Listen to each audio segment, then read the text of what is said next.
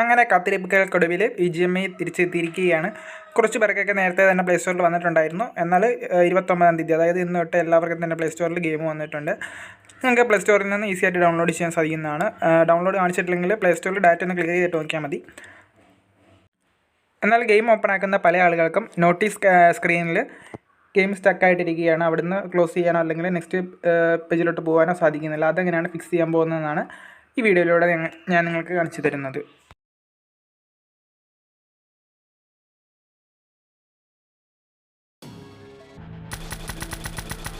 പലർക്കും ഈ notice page വന്നു കഴിഞ്ഞാൽ അതിൽ ക്ലോസ് ചെയ്യാനുള്ള ഓപ്ഷനിൽ ഞെക്കി കഴിഞ്ഞാലോ അല്ലെങ്കിൽ മറ്റേതെങ്കിലും ഞെക്കിയാലോ ബാക്ക് അടിച്ചാലോ റീസെൻറ്റ് ബട്ടൺ അടിച്ചാലോ ഒന്നും അത് പോകുന്നതല്ല. നിങ്ങൾക്കിത് ക്ലോസ് ചെയ്യുന്നതിനായിട്ട് നിങ്ങൾ ടോട്ടലി ഗെയിം ക്ലോസ് ചെയ്യുക. ആ ഗെയിം റീസെൻറ്റിൽ നിന്ന് ക്ലിയർ ചെയ്യുക. എന്നിട്ട് നിങ്ങളുടെ മൊബൈലിലെ ഡാറ്റ അല്ലെങ്കിൽ വൈഫൈ എന്താണ് ഉപയോഗിക്കുന്നതെന്ന് വെച്ചാൽ അത് ഓഫ് ആക്കുക. എന്നിട്ട് നിങ്ങൾ ഗെയിം ലോഡ് ചെയ്യുക.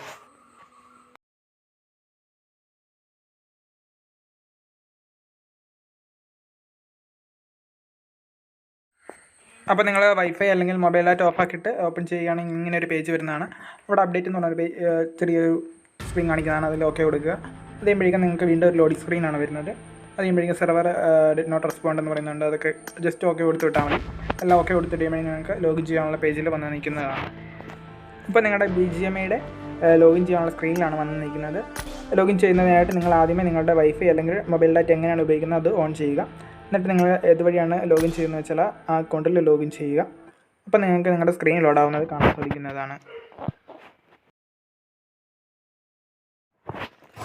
അതേപോലെ നിങ്ങൾക്ക് വെൽക്കം ബാക്ക് എന്നൊക്കെ പറഞ്ഞിട്ട് കുറേ സ്ക്രീനിൽ കാണിക്കുന്നതാണ്. പിന്നെ കുറേ ഔട്ട്ഫിറ്റ് ഫ്രീ ആയിട്ടുള്ള സ്റ്റഫ് കിട്ടുന്നുണ്ട്. അതൊക്കെ ജസ്റ്റ് കളക്ട് ചെയ്യുക.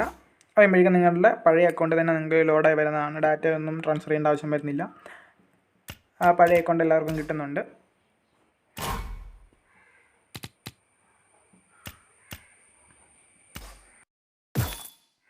നിങ്ങൾക്കിപ്പോൾ UC വാങ്ങിക്കാനുള്ള ഓപ്ഷനൊക്കെ ഇതിൽ വന്നിട്ടുണ്ട്. പർച്ചേസ് ചെയ്യുന്നവർക്ക് ചെയ്യാനൊക്കെ സാധിക്കുന്നതാണ്. എന്നാൽ RP ഇതുവരെ ഓപ്പൺ ആയിട്ടില്ല. വരും ദിവസങ്ങളിൽ തന്നെ RP ഓപ്പൺ ആവുന്നതാണ്. അപ്പം നിങ്ങൾക്ക് ഗെയിം കളിക്കാവുന്നതാണ്. പുതിയ മാപ്പായ ന്യൂസ എന്ന മാപ്പ് വന്നിട്ടുണ്ട്. എന്നാൽ ഗ്ലോബൽ വെർഷനിൽ വന്നിട്ടുള്ള ഡിനോ മോഡ് ഗെയിമിൽ വന്നിട്ടില്ല. അപ്പോൾ ചിലപ്പോൾ ഇനി വരുമായിരിക്കും, പുതിയ അപ്ഡേറ്റ് ഒക്കെ വരുമായിരിക്കും. അതിൻ്റെ കാര്യത്തിൽ വ്യക്തതയില്ല. എന്തായാലും നിങ്ങൾക്കിപ്പോൾ സെർവർ അപ്പായിട്ടുണ്ട്. ഗെയിം കളിക്കാനും സാധിക്കുന്നതാണ്.